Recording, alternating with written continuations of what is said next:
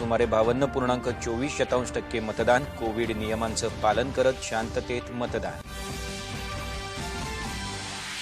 देशाच्या सैन्य दलांना मजबूत करण्यासाठीच्या प्रयत्नात केंद्र सरकार कोणतीही कसूर करणार नाही, संरक्षण मंत्री राजनाथ सिंह यांची ग्वाही। कुंभार सशक्तीकरण योजनेअंतर्गत केंद्रीय मंत्री नितीन गडकरी यांच्या हस्ते महाराष्ट्रातल्या 100 कुंभारांना इलेक्ट्रिक चाकं आणि उपकरणांचं वितरण। कांदा लिलाव प्रश्नावर व्यापारी आणि शेतकऱ्यांची बाजू मांडण्यासाठी शिष्टमंडळासह केंद्र सरकारची भेट घेणार शरद पवार।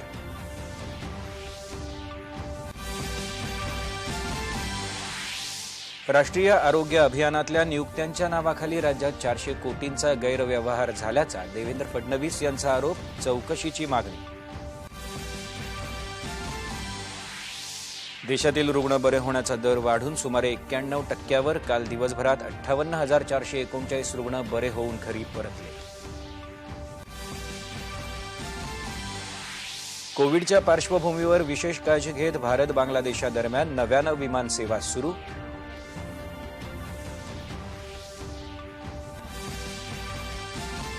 आणि नैऋत्य मोसमी पावसाचा परतीचा प्रवास सुरू, त्याचवेळी केरळ आणि तामिळनाडूत परतीच्या पावसाला सुरुवात, हवामान विभागाची माहिती।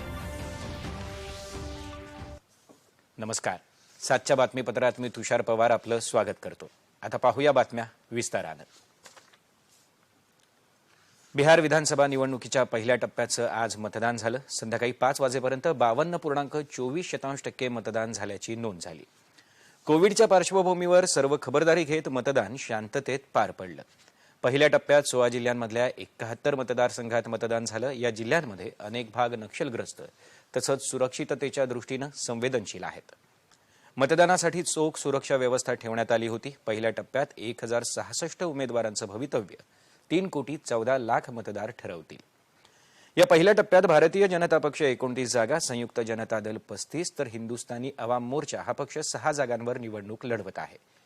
तेजस्वी यादव यांच्या राष्ट्रीय जनता दल प्रणित महाआघाडीचे 42 उमेदवार रिंगणात आहेत, तर काँग्रेसनं 21 उमेदवारांना निवडणुकीत उभं केलंय। बसपाचेही 27 उमेदवार इथून निवडणूक लढवत आहेत। 2015च्या निवडणुकीत राजदनं इथून सर्वाधिक 27 जागा जिंकल्या होत्या। दरम्यान बिहार विधानसभेच्या दुसऱ्या आणि तिसऱ्या टप्प्यात होणाऱ्या निवडणुकांसाठी प्रचाराला वेग आला असून पंतप्रधान नरेंद्र मोदी यांच्या आज 3 सभा झाल्या। बिहारनं आता विकासाच्या मार्गावरच वाटचाल करायचा निर्णय घेतला आहे। विकासासाठी रालोआलाच बिहारची जनता पुन्हा निवडून देईल असा विश्वास मोदी यांनी प्रचारादरम्यान व्यक्त केला। बिहारचे मुख्यमंत्री नितीश कुमार यांनीही प्रचारसभा घेतल्या। रालोआच्या उमेदवारांना निवडून देण्याचं आवाहन त्यांनी केलं। काँग्रेस नेते राहुल गांधी यांच्याही बिहारमध्ये 2 प्रचारसभा झाल्या। वाल्मिकीनगर इथल्या सभेत त्यांनी महाआघाडीच्या उमेदवाराला निवडून देण्याचं आवाहन केलं। रालोआ सरकारनं शेतकऱ्यांची फसवणूक केली असल्याचा आरोप त्यांनी केला। देशाच्या सैन्य दलांना मजबूत करण्यासाठीच्या प्रयत्नात केंद्र सरकार कोणतीही कसूर करणार नाही, अशी ग्वाही संरक्षण मंत्री राजनाथ सिंह यांनी आज दिली। ते आज नवी दिल्ली इथं आर्मी कमांडर्स कॉन्फरन्समध्ये बोलत होते। लष्कराला त्यांच्या भविष्यातील योजना आणि सुधारणांसाठी आवश्यक त्या सर्व सुविधा द्यायला सरकार वचनबद्ध आहे, असं ते म्हणाले। सध्याच्या सुरक्षाविषयक वातावरणात लष्करानं हाती घेतलेल्या उपक्रमांचा सरकारला अभिमान वाटत असल्याचंही त्यांनी सांगितलं। याआधी देशाची सुरक्षितता आणि सार्वभौमत्वाचं रक्षण करण्यासाठी भारतीय सैन्य दलांनी अनेक आव्हानांचा यशस्वीपणे सामना केला, तसंच दहशतवाद, घुसखोरी आणि बाहेरच्या हल्ल्यांपासूनही देशाचं रक्षण केलं, असं त्यांनी नमूद केलं। केंद्र सरकारच्या कुंभार सशक्तीकरण योजनेअंतर्गत केंद्रीय सूक्ष्म, लघु आणि मध्यम उद्योग मंत्री नितीन गडकरी यांच्या हस्ते आज आभासी स्वरूपात नांदेड आणि परभणी जिल्ह्यातल्या 100 कुंभार कुटुंबांना इलेक्ट्रॉनिकवर चालणारी चाकं आणि इतर आधुनिक उपकरणं देण्यात आली। खादी आणि ग्रामोद्योग आयोगाद्वारे हा उपक्रम राबवला जातो। या योजनेमुळे स्वातंत्र्योत्तर काळात पहिल्यांदाच कुंभार समुदायाला सशक्त आणि बदलत्या काळानुसार आधुनिक करायचा प्रयत्न होतोय, असं गडकरी यांनी सांगितलं। आजवर उपेक्षित असलेल्या या समुदायाची कला पुनरुज्जीवित करण्यासाठी सरकार प्रयत्न करत आहे। यासाठी केवळ उपकरणच दिली जाणार नाहीत, तर त्याचं प्रशिक्षणही कुंभारांना दिलं जाईल, असं गडकरी यांनी नमूद केलं। यावेळी गडकरी यांनी या योजनेच्या लाभार्थ्यांशीही चर्चा केली। या लाभार्थ्यांचं उत्पन्न आता तिपटीनं वाढल्याबद्दल त्यांनी आनंद व्यक्त केला। यात 15 गावांमधल्या कुंभारांनाही मदत देण्यात आली। यातली 10 गावं नांदेड तर 5 गावं परभणी जिल्ह्यातली आहेत। खादी आणि ग्रामोद्योग आयोगाचे आयुक्त विनयकुमार सक्सेना यांनी यावेळी सांगितलं की आतापर्यंत देशभरात 18,000 इलेक्ट्रिक चाकं देण्यात आली आहेत. त्याचा लाभ सुमारे 80,000 लोकांना झाला आहे. भारत आणि इंग्लंड दरम्यानच्या 10व्या वित्तीय बैठकीत केंद्रीय अर्थमंत्री निर्मला सीतारामन आज व्हिडिओ कॉन्फरन्सिंगच्या माध्यमातून सहभागी झाल्या होत्या. कोरोना विषाणूबाबत जागतिक प्रतिसाद या विषयावर त्यांनी भारताची भूमिका मांडली. भारत आणि ब्रिटनमधील आर्थिक संबंध अत्यंत महत्त्वाचे असून जगातल्या सर्वात मोठ्या 7 अर्थव्यवस्थांमध्ये दोन्ही देशांचा समावेश होतो. या दोन्ही देशांचं एकत्रित सकल राष्ट्रीय उत्पन्न 5 ट्रिलियनपेक्षा अधिक आहे असं त्या म्हणाल्या. दोन्ही देशांनी कोरोना विषाणू संदर्भात जैवतंत्रज्ञान संशोधन करण्यासाठी सुमारे 8 दशलक्ष पाऊंडांची संयुक्त गुंतवणूक केली आहे. कोरोनामुळे अर्थव्यवस्थेवर आलेल्या संकटांचा सामना करताना काय काय उपाययोजना केल्या आहेत याविषयीच्या चर्चेतून प्राधान्यक्रम आणि अर्थव्यवस्थेला पुन्हा उभारी देण्यासाठीची वित्त आणि पतधोरणं यांची चर्चा दोन्ही देशांसाठी लाभदायक ठरतील असा विश्वास त्यांनी व्यक्त केला. तसंच भारतात गिफ्ट सिटीच्या विकासात भारत इंग्लंड राजनैतिक संबंधांचा मोठा हातभार आहे असंही त्यांनी सांगितलं. स्टार्टअप क्षेत्रात इंग्लंडकडून मिळणाऱ्या तांत्रिक क्षमता बांधणी आणि धोरणात्मक सहकार्याची भारताला मोठी मदत झाली असं सीतारामन यांनी नमूद केलं. कांद्याचं आयात निर्यात धोरण पूर्णपणे केंद्र सरकारच्या अखत्यारीतलं आहे. त्यामुळे सध्या उद्भवलेल्या कांद्याबाबतच्या परिस्थितीवर तोडगा काढण्यासाठी शेतकऱ्यांचं शिष्टमंडळ घेऊन केंद्र सरकारकडे जाऊ असं आश्वासन राष्ट्रवादी काँग्रेसचे अध्यक्ष आणि माजी केंद्रीय कृषी मंत्री शरद पवार यांनी आज नाशिक इथं दिलं. कांद्याप्रकरणी निर्माण झालेल्या प्रश्नावर त्यांनी आज व्यापाऱ्यांशी चर्चा केली. व्यापाऱ्यांनी चर्चेतून प्रश्न सोडवावा आणि लिलाव सुरू करावेत असं आवाहनही त्यांनी केलं. केंद्र सरकारनं निर्यात बंदीसोबत साठवणुकीवरही मर्यादा घालून दिली. कारवाई टाळण्यासाठी गेल्या 3 दिवसांपासून नाशिक जिल्ह्यातल्या 12 बाजार समित्यांमधले सर्व लिलाव व्यापाऱ्यांनी बंद ठेवले आहेत. यामुळे शेतकऱ्यांचं आर्थिक नुकसान होतंय.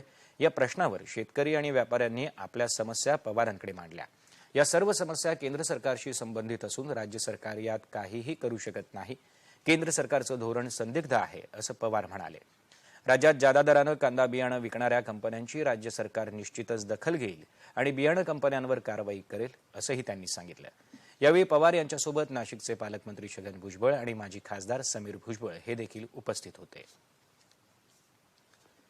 मराठा आरक्षणासंदर्भात सुनावणी घेण्यासाठी तातडीनं घटनापीठ स्थापन करावं अशी लेखी विनंती राज्य सरकारनं सरन्यायाधीशांना केली आहे.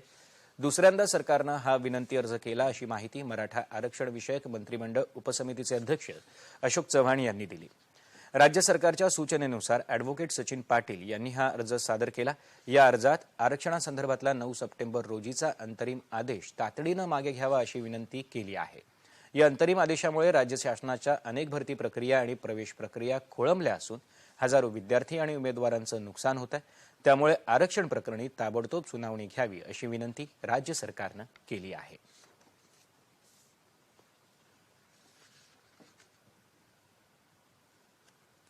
केंद्र सरकारकडून राष्ट्रीय आरोग्य अभियानासाठी मिळालेल्या निधीतून अभियानाची अंमलबजावणी राज्य सरकारमार्फत केली जाते. या अभियानाअंतर्गत सेवेत कायम नियुक्त्या देण्याच्या नावाखाली सुमारे 400 कोटी रुपयांचा गैरव्यवहार होत असल्याची तक्रार माजी मुख्यमंत्री आणि विधानसभेतले विरोधी पक्षनेते देवेंद्र फडणवीस यांनी केली. या संदर्भात त्यांनी मुख्यमंत्री उद्धव ठाकरे यांना पत्र पाठवून चौकशी करण्याची मागणीही केली आहे. या अभियानाअंतर्गत कंत्राटी तत्वावर काम करणाऱ्यांना सेवेत कायम नियुक्त्या देण्याबद्दल काही विधानं मंत्र्यांनी केली होती. अशा नियुक्त्यांसाठी संपूर्ण राज्यात आर्थिक देवाणघेवाण सुरू आहे असा आरोप फडणवीस यांनी केला आहे. या आरोपाबाबतचे पुरावे म्हणून त्यांनी 3 ध्वनिफिती मुख्यमंत्र्यांना पाठवल्या आहेत. सुमारे 20,000 इच्छुक उमेदवारांकडून कायम सेवेत करण्यासाठी 1 ते 2.5 लाख रुपये मागितले जात आहेत. हा अत्यंत गंभीर प्रकार असून त्याची चौकशी करावी असं फडणवीस यांनी म्हटलं आहे. यानंतरच्या बातम्या काही क्षणातच.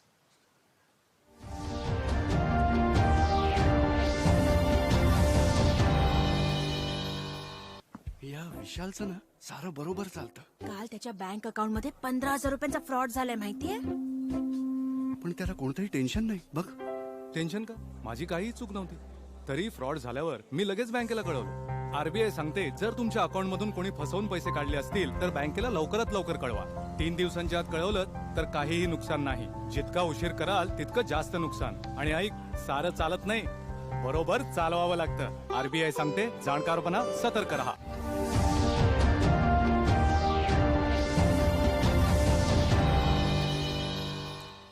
देशात कोरोनाबाधित रुग्ण बरे होण्याची टक्केवारी सुमारे 91% उंबरठ्यावर पोहोचली आहे. गेल्या 24 तासात 58,439 रुग्ण बरे होऊन घरी परतले.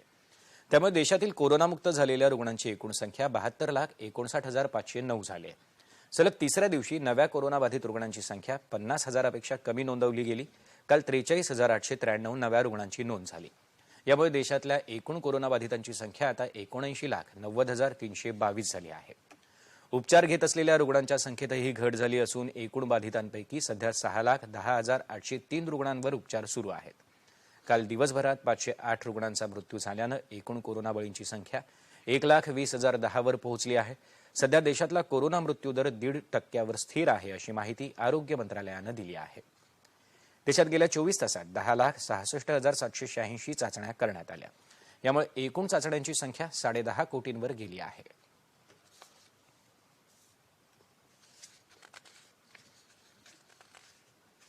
राज्यात काल 7,836 रुग्ण कोरोनामुक्त होऊन घरी परतले. त्यामुळे आतापर्यंत एकूण 14,78,496 कोरोनाबाधित बरे होऊन घरी गेले आहेत, अशी माहिती आरोग्यमंत्री राजेश टोपे यांनी दिली. राज्यातील रुग्ण बरे होण्याचं प्रमाण वाढून 89.39% पोहोचलं आहे. राज्यात काल 5,363 नव्या कोरोनाबाधितांचीही नोंद झाली. तर सध्या 1,31,544 रुग्णांवर उपचार सुरू आहेत. काल 115 कोरोनाबाधित रुग्णांचा मृत्यू झाला. सध्या राज्यातला मृत्यूदर 2.63% वर स्थिर आहे. आतापर्यंत तपासण्यात आलेल्या 87,33,000 प्रयोगशाळा नमुन्यांपैकी 16,54,028 नमुने पॉझिटिव्ह आले आहेत. सध्या राज्यात 25,28,907 व्यक्ती गृहविलगीकरणात तर 3,237 व्यक्ती संस्थात्मक विलगीकरणात आहेत. कोविडच्या पार्श्वभूमीवर बंद केलेली आंतरराष्ट्रीय विमानसेवा आणखी एका महिन्यासाठी म्हणजे 30 नोव्हेंबरपर्यंत बंद ठेवायचा निर्णय केंद्रीय हवाई वाहतूक मंत्रालयानं घेतलाय. नागरी हवाई वाहतूक महासंचालनालयानं आज ही माहिती दिली. मात्र आंतरराष्ट्रीय मालवाहू विमानं आणि सरकारनं परवानगी दिलेल्या प्रवासी विमानांची वाहतूक सुरू राहील, असंही त्यांनी स्पष्ट केलं. कोविडच्या पार्श्वभूमीवर भारतानं आंतरराष्ट्रीय विमानसेवा बंद केली आहे. मात्र आता अनेक दिवसांच्या प्रतीक्षेनंतर बांगलादेश आणि भारतातली विमानसेवा पुन्हा सुरू करण्यासाठी एअर बबल या सुरक्षिततेच्या उपाययोजना करण्यात आल्या. या विशेष उपायासह ही सेवा सध्या सुरू करण्यात आली आहे. या अंतर्गत US बांगला एअरलाइन्सची 2 विमानं आज कोलकाता आणि चेन्नई इथून ढाक्याला रवाना झाली. विशेषतः वैद्यकीय कारणांसाठी दोन्ही देशांदरम्यान प्रवास करणाऱ्या प्रवाशांना ही विमानसेवा अत्यंत उपयुक्त ठरणार आहे. केंद्रीय आरोग्य आणि कुटुंब कल्याण मंत्रालयानं सुरू केलेल्या ई-संजीवनी या टेलिमेडिसिन उपक्रमानं 6 लाख टेली म्हणजेच दूरदृश्य प्रणालीद्वारे दिलेल्या सल्ल्यांचा टप्पा पार केलाय. यापैकी शेवटच्या 1 लाख सल्ल्यांचा टप्पा केवळ 15 दिवसात साध्य झाला. कोरोना प्रादुर्भावाच्या काळात वैद्यकीय समुदाय आणि रुग्णांची काळजी घेत असलेल्या वर्गाला ई-संजीवनी या डिजिटल मंचाचा मोठा लाभ झाला. रुग्णांवरच्या उपचाराच्या सल्लामसलतीसाठी हा पर्याय उपयोगाचा ठरत असल्यानं अनेक रुग्ण आणि डॉक्टर ई-संजीवनीचा वापर करू लागले आहेत. शेतकऱ्यांचा माल ग्राहकांपर्यंत योग्य स्थितीत आणि लवकरात लवकर पोहोचावा, तसंच त्यांना मालाचा योग्य मोबदला मिळावा, यासाठी दक्षिण पूर्व मध्य रेल्वेच्या नागपूर विभागाच्या वतीनं छिंदवाडा हावडा छिंदवाडा ही किसान रेल्वे सुरू करण्यात आली आहे. आज सकाळी 5:10 छिंदवाड्याहून ही किसान रेल्वे रवाना झाली. या रेल्वेत 4 पार्सल व्हॅन, 12 सामान्य, 2 SLR आणि 18 कोच आहेत. मध्य प्रदेश, महाराष्ट्र आणि छत्तीसगडमधून ही रेल्वे हावडाला पोहोचेल. छिंदवाड्यावरून ही रेल्वे राज्यातल्या सावनेर, इतवारी, नागपूर, गोंदिया या स्थानकांवरून जाईल. या ठिकाणांवरून शेतकरी आपला माल पाठवू शकतील.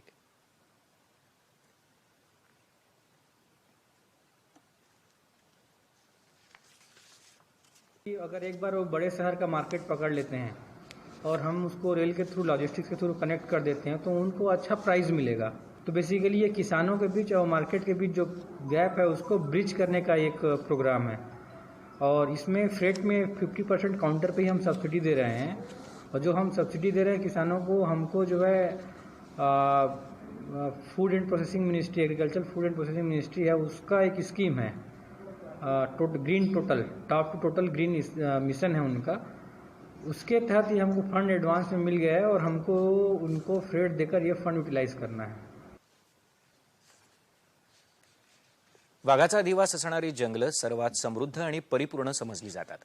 मात्र विकासात्मक कामं करताना वाघांच्या जंगलातल्या भ्रमंतीत बाधा येते. असं असलं तरी व्याघ्र भ्रमणाचे मार्ग वाचवणं आवश्यक आहे आणि म्हणून हे भ्रमण मार्ग टिकवून ठेवण्यात बाधा आणणारे विभाग आणि त्यांच्या अधिकाऱ्यांवर कारवाई केली जाईल असा इशारा वनमंत्री संजय राठोड यांनी दिला आहे. राठोड यांनी वर्ध्यातल्या बारे अभयारण्यामधल्या पुनर्वसित नवरगावची पाहणी केली आणि त्यानंतर घेतलेल्या बैठकीत ते बोलत होते. या बैठकीत राठोड यांनी वन विभाग, वन्यजीव तसंच सामाजिक वनीकरण या तीनही विभागाच्या अधिकाऱ्यांशी नाविन्यपूर्ण प्रकल्प आणि येणाऱ्या अडचणींसंदर्भात चर्चा केली. मानव आणि वन्यजीवांमध्ये दिवसेंदिवस वाढत असलेला संघर्ष कसा कमी करता येईल याबाबतही त्यांनी वन विभागाच्या अधिकाऱ्यांशी चर्चा केली. नवरगाव हे एबोर व्याघ्र प्रकल्पाच्या गाभा क्षेत्रात येणारं एकमेव गाव आहे. त्याचं आदर्श पुनर्वसनही झालंय. मात्र गाभा क्षेत्राला लागून असलेल्या 22 गावांचीही पुनर्वसनाची मागणी आहे. पण केवळ या गावांचं पुनर्वसन करून प्रश्न सुटणार नाही असं मत राठोड यांनी व्यक्त केलं. मनुष्य तसंच वन्यजीवांची हानी टाळण्यासाठी गावांना आणि शेताला सौर कुंपण देणं हा चांगला पर्याय ठरू शकतो. याबाबत धोरणात्मक निर्णय घेता यावा म्हणून हा विषय मंत्रिमंडळासमोर ठेवू असं राठोड यांनी सांगितलं. प्रत्येक वनक्षेत्रात जखमी होणाऱ्या वन्यजीवांना तात्काळ उपचार मिळून त्यांचे प्राण वाचवता यावेत यासाठी आवश्यक असलेली ट्रान्झिट उपचार केंद्र सुरू करण्यासाठीही धोरणात्मक निर्णय घेऊ असं आश्वासनही राठोड यांनी दिलं. राज्यातल्या दुष्काळी परिस्थितीनंतर राज्य सरकारनं शेतकऱ्यांची पाणी टंचाई दूर व्हावी यासाठी राज्यभर शेततळ्याची योजना राबवली. सांगली जिल्ह्यातून सुरू झालेली ही योजना अनेक शेतकऱ्यांसाठी वरदान ठरली आहे. सांगलीच्या कृषी विभागाच्या आत्मा या विभागाअंतर्गत शेततळ्यात मत्स्यपालनाचा प्रकल्प हाती घेतलाय. प्रायोगिक तत्वावर शेतकऱ्यांचे गट तयार करून मिरज तालुक्यातल्या 160 तर तासगाव तालुक्यातल्या 40 शेतकऱ्यांच्या शेततळ्यांमध्ये हा प्रयोग केला जातोय. याशिवाय जिल्हा नियोजन समितीच्या माध्यमातून नाविन्यपूर्ण योजना म्हणून या मत्स्यपालन शेतीसाठी 50% अनुदानही दिलं जात आहे.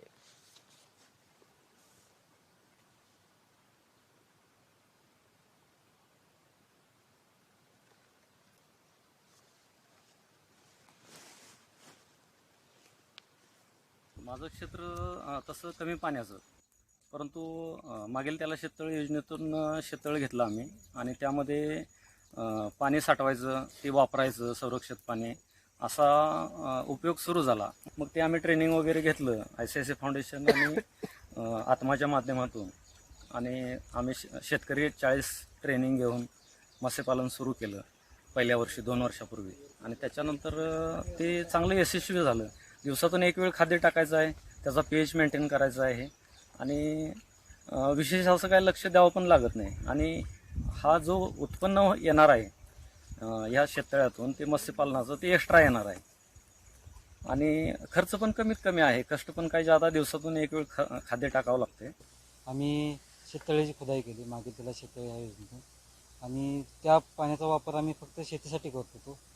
पण नंतर आम्हाला ICICI बँक फाउंडेशन आणि आत्मा विभागामार्फत मासे शेतीचं आम्हाला ट्रेनिंग मिळालं व त्या ट्रेनिंगमधून आम्ही मत्स्यबीज सोडले व त्या मत्स्यबीजांना आता 10 महिने पूर्ण झालेले आहेत आणि त्या 10 महिन्यामध्ये आता आमचे मासे साधारणतः 800 ग्रॅम ते 1.5 किलो ह्या रेंजमध्ये झालेले आहेत आणि ह्यातून आम्हाला बऱ्यापैकी उत्पन्न मिळेल अशी आम्हाला अपेक्षा आहे. आता माशाचे रेट बघता आम्हाला जवळजवळ 1.5 ते 2 लाखापर्यंत त्याच्यातून उत्पन्न आहे.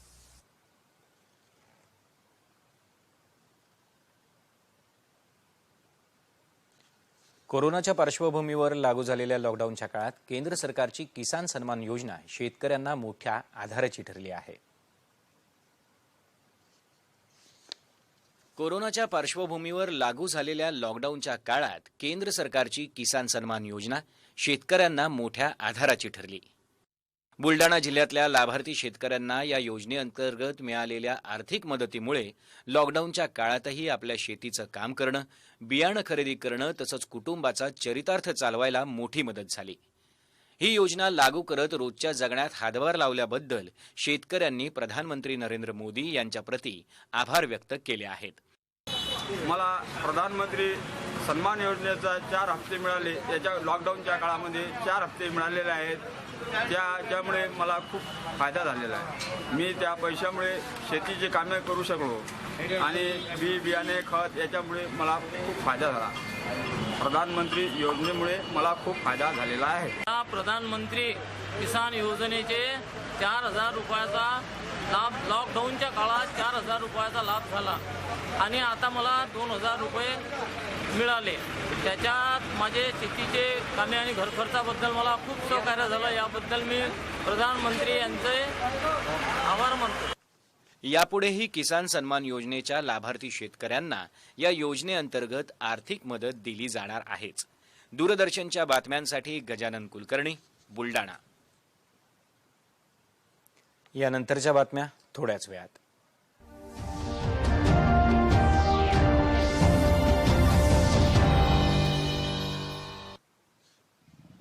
अण्णा काय चाललंय आपल्या गावात? अरे तुला माहित नाही वय?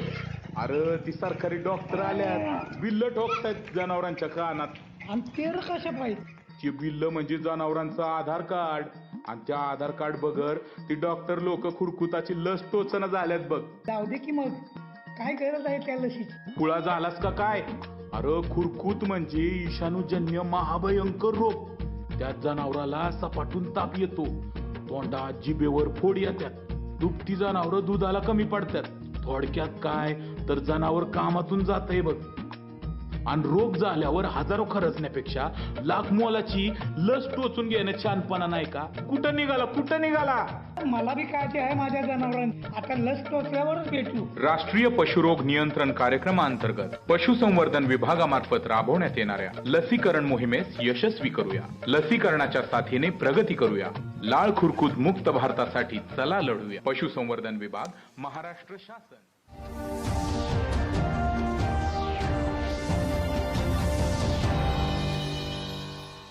नैऋत्य मोसमी पावसाचा संपूर्ण देशभरातून परतीचा प्रवास सुरू झालाय. हवामानशास्त्र विभागाचे उपमहासंचालक एस बालचंद्रन यांनी ही माहिती दिली. आजपासून संपूर्ण देशातून मोसमी पाऊस जायला सुरुवात झाली. त्याचवेळी देशाच्या तामिळनाडू आणि केरळसह दक्षिण भागात ईशान्य पावसाला म्हणजेच परतीच्या पावसाला सुरुवात झाली असंही त्यांनी सांगितलं. तामिळनाडूमध्ये येत्या 5 दिवसात काही भागात मुसळधार पावसाचा इशारा देण्यात आला आहे. येत्या 24 तासात राज्यातलं हवामान प्रामुख्यानं कोरडं राहील असा अंदाज हवामान विभागानं वर्तवलाय. तर याच काळात कोकणात तुरळक ठिकाणी पाऊस पडण्याचा इशाराही हवामान विभागानं दिला आहे. तापमान अंश सेल्सिअसमध्ये मुंबई कमाल 35, किमान 23, नागपूर 34, 18, पुणे 33 आणि 19, औरंगाबाद 32 आणि 17, नाशिक 32 आणि 17, कोल्हापूर 30, 22, रत्नागिरी 34 आणि 24, सोलापूर 33 आणि 21 आणि अमरावती कमाल 35, किमान 15. दूरदर्शनच्या सह्याद्री वाहिनीवरच्या आपल्या बातम्यांचं थेट प्रसारण आपण डीडी सह्याद्री न्यूज या यूट्यूब चॅनलवर पाहू शकता.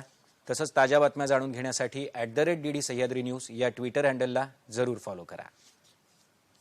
शेवटी ठळक बातम्या पुन्हा एकदा.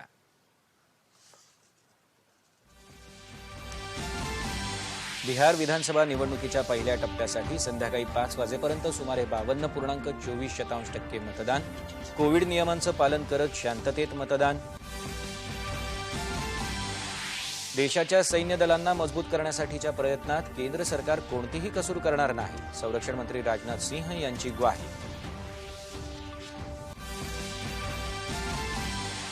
कुंभार सशक्तीकरण योजनेअंतर्गत केंद्रीय मंत्री नितीन गडकरी यांच्या हस्ते महाराष्ट्रातल्या 100 कुंभारांना इलेक्ट्रिक चाकं आणि उपकरणांचं वितरण. कांदा लिलाव प्रश्नावर व्यापारी आणि शेतकऱ्यांची बाजू मांडण्यासाठी शिष्टमंडळासह केंद्र सरकारची भेट घेणार शरद पवार.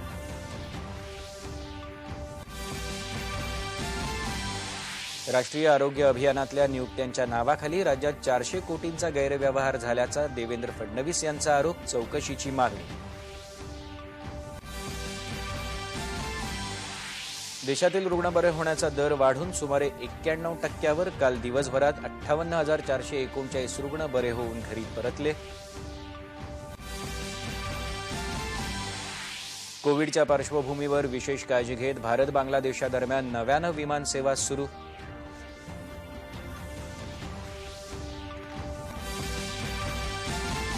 आणि नैऋत्य मोसमी पावसाचा परतीचा प्रवास सुरू. त्याचवेळी केरळ आणि तामिळनाडूत परतीच्या पावसाला सुरुवात, हवामान विभागाची माहिती.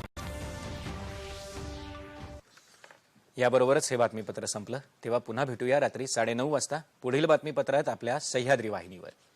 कोरोना संसर्गापासून बचाव करण्यासाठी सुरक्षित अंतर राखा, हात स्वच्छ धुवा आणि मास्क व्यवस्थित लावा. नमस्कार.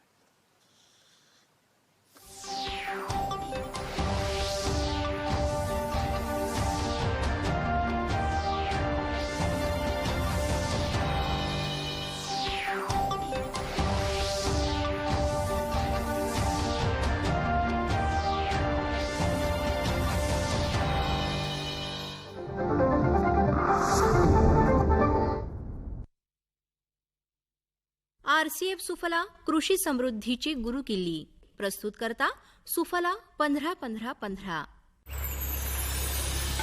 पाटील एवढं ट्रॅक्टर भरून सुपला कुठून आणला? हे तर आपल्या नाक्यावरच्या आरसीएफच्या